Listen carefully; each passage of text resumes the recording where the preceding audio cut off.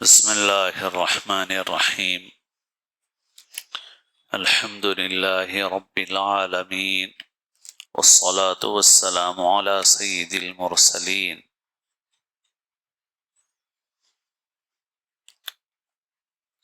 صدقہ فطر کے مختصر مسائل اس وقت بتائے جا رہے ہیں۔ جن لوگوں پر زکوٰۃ واجب ہے ان کو اپنا فطرہ نکالنا ہے اور اپنے نابالغ بچوں کا فطرہ ادا کرنا ہے۔ بالغ بچہ ان کا حکم مستقل ہے، یعنی اگر ان کے پاس مال ہوگا تو ان پر فطرہ واجب ہوگا، نہیں ہوگا تو فطرہ واجب نہیں ہوگا۔ تو آدمی کو اپنا ہے اپنے نابالغ بچوں کا فطرہ ادا کرنا ہے۔ کچھ لوگ ایسے ہیں جن پر زکوٰۃ واجب نہیں ہوتی مگر فطرہ واجب ہوتا ہے اور قربانی واجب ہوتی ہے۔ اس کی چند مثالیں ہیں، وہ ذہن میں رکھ لیجئے، کافی ہے۔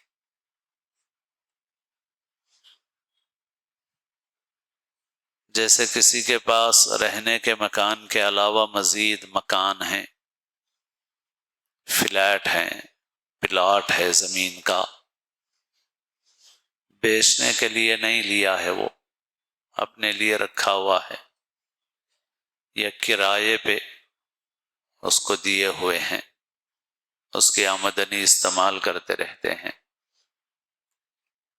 اور فرض کرو کہ ان کے پاس سونا چاندی نقد کچھ بھی جمع نہیں ہے، مال تجارت نہیں ہے، تو ایسے شخص پر زکوٰۃ تو واجب نہیں ہوگی، مگر چونکہ اپنی رہائش کے مکان کے علاوہ مکان موجود ہے اس کے پاس، پلاٹ موجود ہے اس کے پاس، اس وجہ سے اس پر فطرہ واجب ہوگا، فطرہ اس کے اوپر واجب۔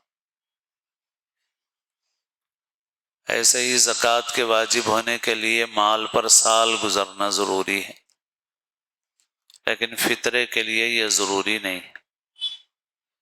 اگر کسی کے پاس عید کے دن اتنے پیسے ہیں کہ جس سے 52.5 تولے چاندی خریدی جا سکتی ہے تو پھر اس آدمی پر فطرہ واجب ہو جائے گا۔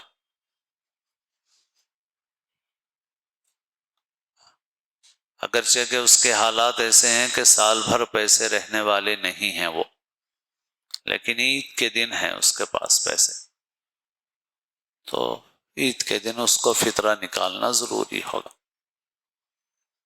اور جن لوگوں پر فطرہ واجب ہوتا ہے قربانی بھی ان پر واجب ہوتی ہے، یعنی قربانی کے دنوں میں کسی کے پاس اتنا مال رہے تو اس پر قربانی واجب ہو جائے گی۔ اور جیسے میں نے بتایا کہ سونا چاندی نقد مال تجارت تو نہیں ہے، مگر زائد مکانات ہیں، زمینات ہیں، تو اس پر قربانی بھی واجب ہوگی۔ زکوٰۃ ہو یا فطرہ ہو،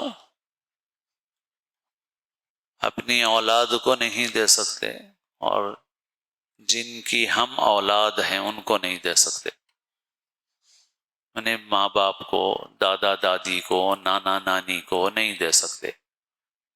ایسے ہی بیٹوں کو، بیٹیوں کو، پوتروں کو، نواسوں نواسیوں کو اپنی زکوٰۃ اپنا فطرہ نہیں دے سکتے۔ البتہ بھائی کو دے سکتے ہیں، بہن کو دے سکتے ہیں۔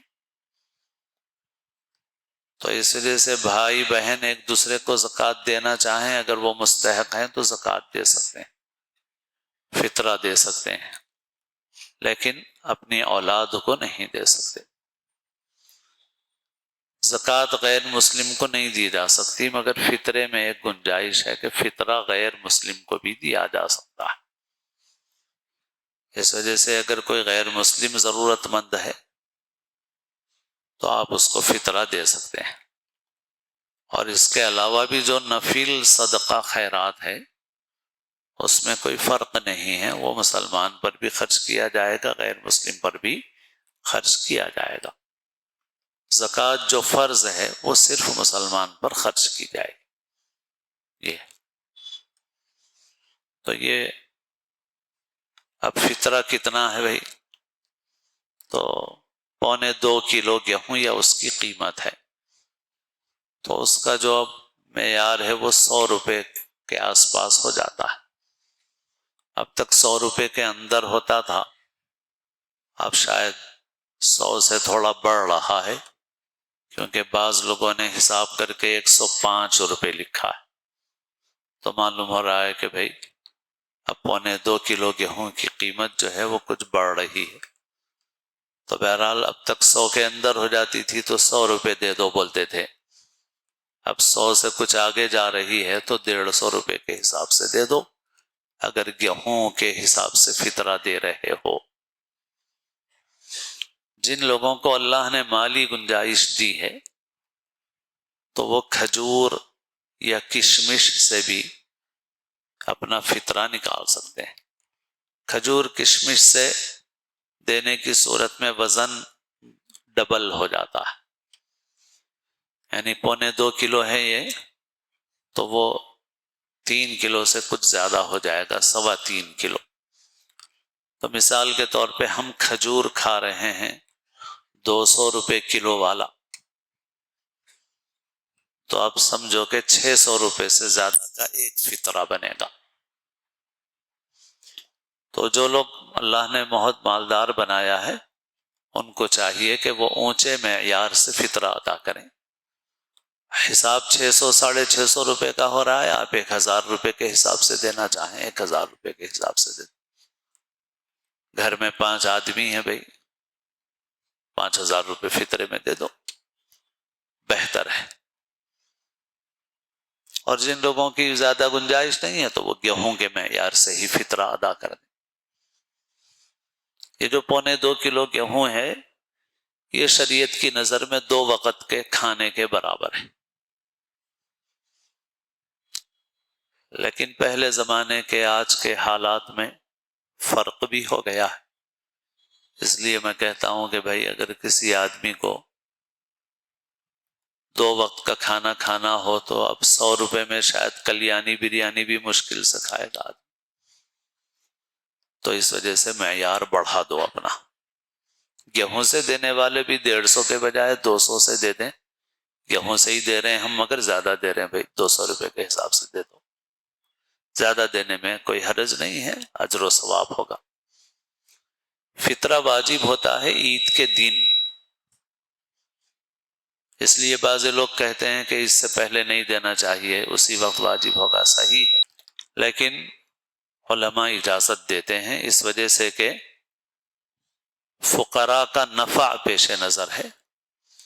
عید کے دن ہی سارے کے سارے لوگ نکالیں گے تو مستحق لوگوں تک پہنچانے میں دشواری ہوگی، وہ عموماً پیشہ ور فقیروں کے پاس چلا جائے گا۔ تو اس وجہ سے عید سے پہلے بھی آپ رمضان میں کبھی بھی اپنا فطرہ نکال کر پیشگی آپ ان لوگوں تک پہنچا سکتے ہیں جو ضرورت مند ہیں۔ خاص طور پر اپنے رشتہ داروں کو دیکھیں، کیونکہ تمام خرچ میں جو بھی شریعت نے خرچ رکھے ہیں، انفاق رکھا ہے، صدقہ خیرات رکھی ہے، اس میں سب سے مقدم اپنے رشتہ دار ہیں۔ تو لہٰذا رشتہ داروں میں ایسے ضرورت مندوں کو معلوم کرو، دور رہتے ہیں، شہر میں دور رہتے ہیں، گاؤں میں رہتے ہیں، دیہات میں رہتے ہیں، معلوم کرو اور معلوم کر کے ان تک پہنچاؤ، یہ ذمہ داری۔ آج ہم لوگوں میں اس معاملے میں بہت کمی کوتاہی ہے، اور اللہ تعالیٰ نے اگر ہمیں اچھے حال میں رکھ دیا، خوشحال بنا دیا، تو ہمیں اللہ کا شکر ادا کرنا چاہیے۔ اس شکر کا تقاضا یہ ہے کہ ہمیں اپنی پہلی حالت کو نہیں بھولنا چاہیے۔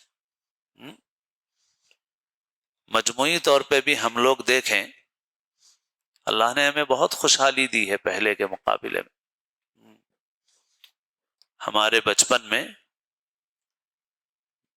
ہمارا وقت بچپن کا بازار گھاٹ میں، ملے پلی میں گزرا زیادہ، تو میں بتاتا رہتا ہوں کہ بھائی ملے پلی میں 2 منزلہ مکانات نہیں تھے، ایک مارواڑی کی عمارت 4 منزلہ تھی تو ہم لوگ دیکھتے تھے اس کو کہ اس کی 4 منزلہ ہے، اس کے پاس تھیلوں میں پیسے رکھے ہوئے ہیں، حرک کے کپڑے پہن کے خوش ہو جاتے تھے۔ اچھے گھروں کی شادیاں بھی چائے پہ، بسکٹ پہ، چائے اور بغیر ترکاری ارکاری کا چھوٹا سا کیری پاف، شربت، اس پہ ہو جاتی تھی۔ ہر شادی میں کھانا بھی نہیں ہوتا تھا۔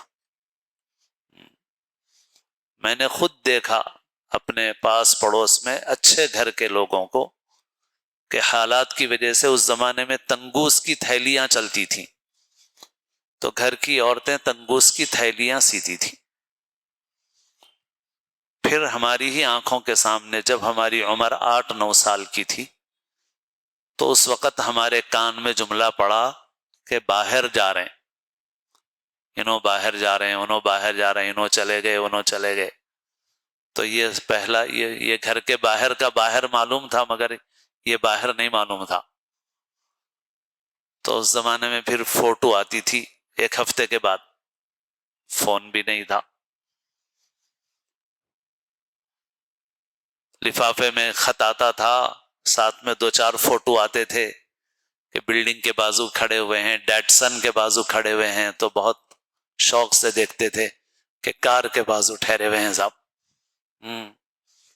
پھر اللہ نے دیا، پھر آیا، خوب آیا، خوب آیا، خوب آیا، نقشے بدل گئے، کالونیوں کی کالونیاں آباد ہو گئیں، محلے کے محلے آباد ہو گئے، بلڈنگیں بن گئی، شادی خانے بن گئے شاندار، اتنا پیسہ ہے کہ کچھ پوچھو مت۔ مگر پھر بھی میرے دوستو، امت کا ایک بہت بڑا طبقہ ایسا ہے جو تنگی اور عسرت کی زندگی گزار رہا، اور پھر اگر اس میں ہمارے رشتہ دار بھی ہیں، اللہ نے ہمیں اچھے حال میں پہنچا دیا ہے، تعلیم کے اعتبار سے آگے بڑھ گئے ہم، پیسے کے اعتبار سے آگے بڑھ گئے، سمجھ اور شعور کے اعتبار سے آگے بڑھ گئے، اور ہمارے بہت سے رشتہ دار وہ ہیں جو ان تمام چیزوں میں پیچھے رہ گئے ہیں ہم سے، تو صدقہ فطر ہی نہیں پہنچانا ہے بلکہ مستقل طور پر ان کی فکر کرنا ہے آپ کو، کہ آپ انہیں تعلیم میں آگے بڑھائیں، شعور میں آگے بڑھائیں، معاشی اعتبار سے آگے بڑھائیں۔ زکوٰۃ یا صدقہ، خیرات، انفاق، جو کچھ بھی ہے عبادت ہے یہ، تو سال بھر بھی اس کی فکر کرنا ہے کہ ہمارا پیسہ صحیح جگہ استعمال۔ اپنے رشتہ داروں کو ہی اسپانسر کر لو اور ان کی کفالت لے لو، پڑھائی کی کفالت لے لو، ان کی بچوں کی کفالت لے لو ان کی، اور امت میں عمومی طور پہ بھی میں امت کے حالات کے پیش نظر عرض کرتا رہتا ہوں کہ ہمارے نزدیک اس وقت امت کی سب سے بڑی خدمت یہ ہے کہ امت کے بچوں کے دین اور ایمان کی حفاظت کے ساتھ ان کو تعلیم دی جائے، یہ سب سے بڑی خدمت ہے۔ غلہ، اناج، کپڑا، سب چیزوں سے بڑھ کے وہ بھی ضرورت ہے، جب وقتی ضرورت ہو وہ بھی دینا ہی ہے، لیکن آپ پیسہ دے دیں، غلہ دے دیں، اناج دے دیں، کھاتے ہیں، اڑاتے ہیں، خرچ کر لیتے ہیں، جہاں کے وہیں رہتے ہیں۔ سب سے مضبوط اور ٹھوس کام ملت کے بچوں کے لیے تعلیم فراہم کرنا ہے، اور ایسے ماحول میں فراہم کرنا جہاں ان کا دین اور ایمان محفوظ رہے اور ان کو دینی تعلیم و تربیت ملے۔ کام کریے اس کے لیے، آگے بڑھائیے۔ مدرسوں میں بھی بعض لوگ گڑبڑ کرتے ہیں، بے شک ہم بھی ان کا ساتھ نہیں دیتے۔ ہم الحمدللہ ہماری مسجد میں جو اعلان ہوتا ہے، ہماری اپنی جتنی استطاعت ہے اس کے اعتبار سے ہم یہ اطمینان کرتے ہیں کہ بھئی یہ اچھا کام کرنے والے لوگ ہیں، اچھا کام کرنے والوں کو ترجیح دیتے ہیں۔ باقی